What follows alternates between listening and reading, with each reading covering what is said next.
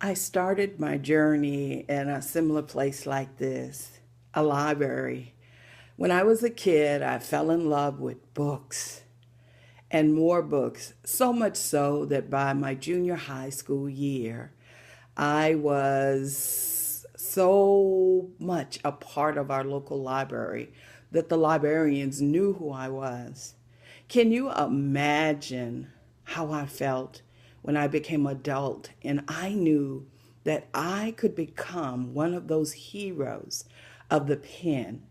When I knew that I could become an author and I could change lives like others had changed mine. So, I have dedicated the rest of my life to serving authorpreneurs.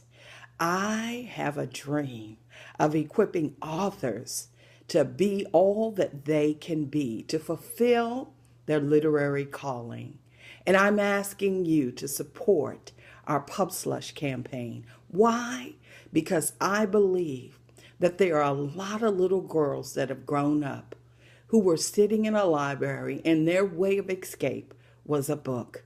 And now they have a like passion to write a story that will change the lives of others, even influence history or change the course of a country. So I'm encouraging you to support our Pub Slush campaign. And let me say thank you in advance. This is the Master Communicator signing off.